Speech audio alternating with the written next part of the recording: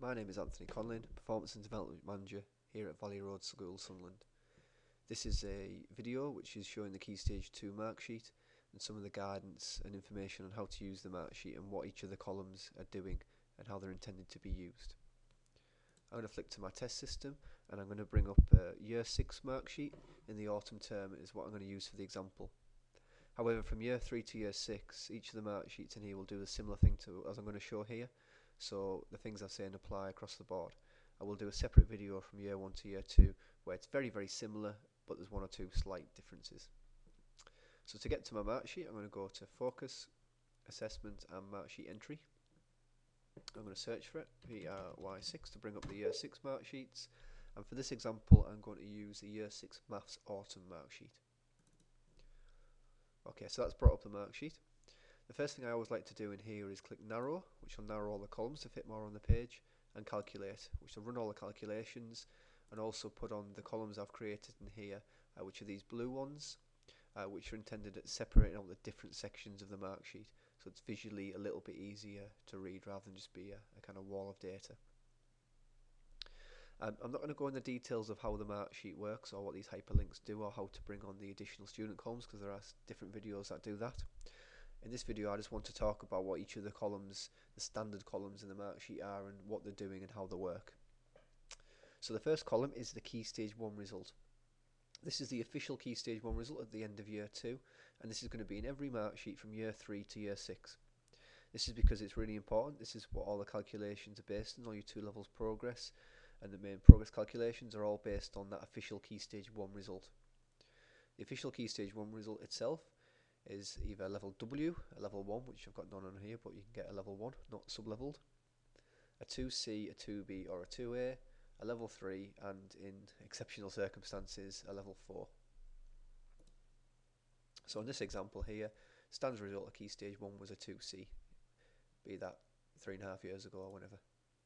Okay, and Powell's was a W, etc. The next 2 columns are to do with Fisher Family Trust, and these are Fisher Family Trust estimates. Not predictions and not targets, estimates. They're based on a statistical model and estimate performance. The first column is your Fisher Family Trust Type A. Fisher Family Trust Type A uses the prior attainment of the child, the gender and the month of birth only in estimating the level at the end of the key stage, end of key stage results, so end of Year 6. The Fisher Family Trust Type D estimate is similar to A in the fact that it uses prior attainment, month of birth and gender, but also has additional school context and pupil context information. This would include things like geodemographics, free school meal, SEN, or them kind of factors, mobility, etc. These are in here, they're not calculated upon, they're just there as an information only type column. The next column here is the maths target. This is the end of key stage target, so even if this was a Year 3 autumn marksheet, that would be the target you would want for that child at the end of the key stage, so in this example at the end of Year 6. This is optional, you don't have to use this, I'll show you how it applies in a second. If you don't use it, that's fine. If you want to use it, it's the end of key stage target. And just to let you know, you can update and change that target anytime you want. That's why it's white. So even though that might have been set in Year 3, there might be a reason why that needs either upping or downing. Okay, the next column here is the previous result. What you're always going to get in the end of in these marksheets is you're always going to get the end of the previous year and the last result. If the end of the previous year and the last result are the same thing like they are here, because this is autumn in Year 6, then you're only going to get the 1 column. But if this was Year 6 spring, you're going to get the end of Year 5 result and you would get the autumn result, but it would be over here and it would be grey. So you always get the end of the previous year and the last assessment that went in. And then we've got our first blue dividing column here, which is separating out that part from this. This area here is if you're doing 2 assessments per term. This is your Year 6 Autumn 1 assessment, so this is your Year 6 half-term assessment. If you're using it, that's fine, you will put that in. And this column here will show how much progress has been made since, in this example, the end of the previous year. So how much progress has been made this half-term. If you don't put it in, that's fine, that will just be blank. In terms of the progress, if you don't make any progress, it'll be a 0. It won't be highlighted red. The writing's red. That's only because it's a calculation. But actually, itself won't be red. For example, if I were to make that go down, let's calculate, that would make it go red, for example's sake. And if it goes up, it's green. If you don't make any progress, it isn't highlighted red, because if you don't make progress in a half term, isn't necessarily important, as long as you make at least 3 points for the year. And that's that section to an end.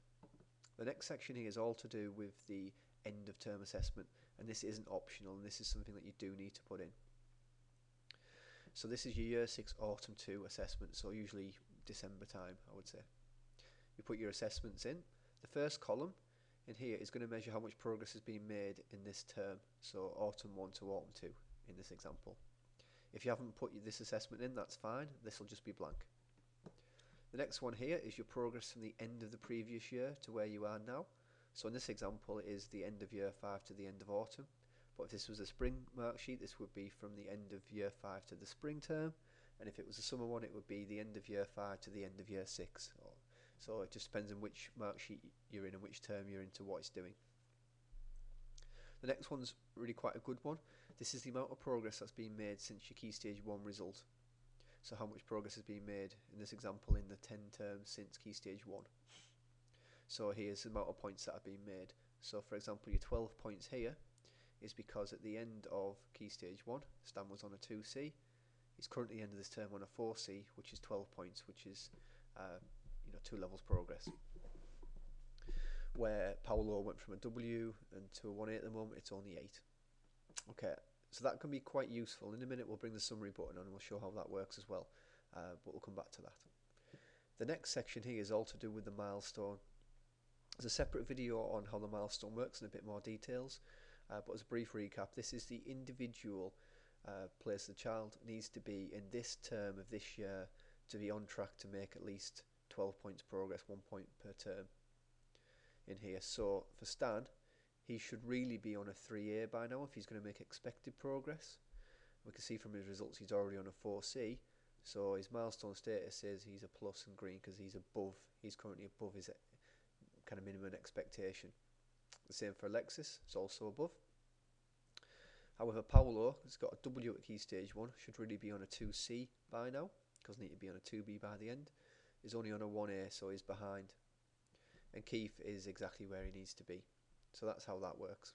So this is an individual place of where you need to be based on your own prior attainment for your 12 points. Okay, I'm going to bring the summary button on now because I just need to explain this final column here. So when you click the summary button, there's a separate video for this again. It's going to average each of the columns and give you some useful information. So for example, if we go back to the progress from Key Stage 1 here, we can see that it's 12, 12, 8 and 10. Well, the average of that is 10.5, which is fine. Because here, you'll notice there's a 10 in brackets after the autumn milestone. You should really be 10 points on, 10 terms on. For now, so at the moment, these are making just more than the expected amount of progress on average. Bearing in mind, it's only 4 children. Your information will be a lot more complete than this. This column here is a 0 if you're below, not making enough progress, and a 1 if you're making at least enough progress or you're making more than enough progress. So Keith was making just enough, and these 2 children were making more than enough progress. When you average a set of 1 and 0, it's the same as the percentage, but not times by 100, so 0.75 is 75%. So you can say 75% of the children are currently making enough progress. Okay, the next part of the mark sheet is your national status. Again, there's a video for this in more detail. Nationally, children in Year 6 in the autumn term should be on a 4C, roughly 25 points. So this is showing that Stan is exactly where he needs to be national expectation wise, Alexis is above and these 2 children are below.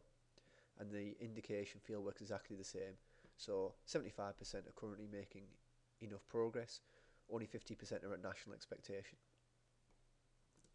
The next column is your target column. This will be blank if you haven't put a target in this section over here. So again, this is optional. Because I have put some targets in here, you'll notice this is doing something.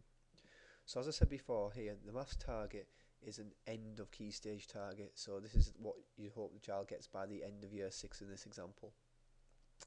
So for Stan, if we targeted him to get a level 4B by the end, then in this term you need to be at least a 4C.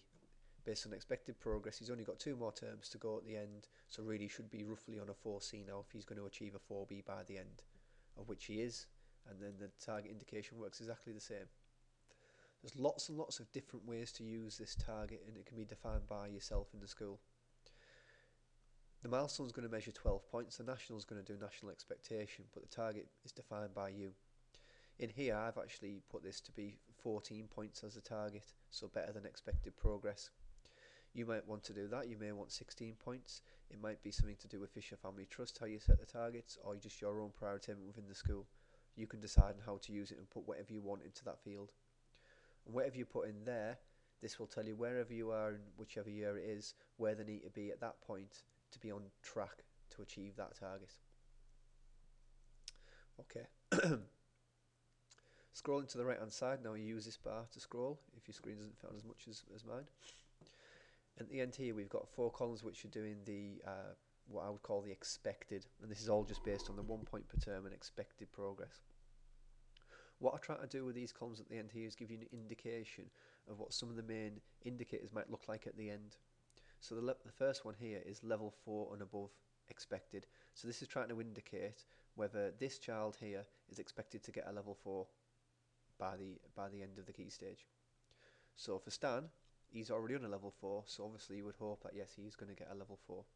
How it's worked out, it would take the end of term assessment and however many terms are left, add that number of points onto that result, and in this example if it's at least a 4C, then yes, you're expected to get a level 4.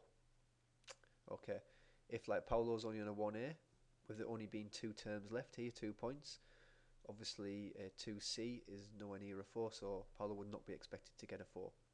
And then them are averaged in the same way to give you indications of what your level 4 might look like, so 50%. Your next column is your level 5, so if whatever they've got here is going to be expected to at least be a 5C, then that would be there. There's none of them because they're all quite low, but obviously if I make somebody there a 4A, for example, calculate, that would then change up there, so yes, you're now expected to get a 5. Your 2 levels progress is similar. This is different to your milestone because your milestone is measuring 12 points, which is 2 whole levels. This 2 levels here is more in line with the DFE methodology of 2 levels progress, and this is any 2 levels, so any 2 to any 4, any 1 to any 3. Sometimes in the DFE measure you can be rewarded for only making 8 points progress. For example, if you go from a 2A to a 4C, that's only 8 points progress.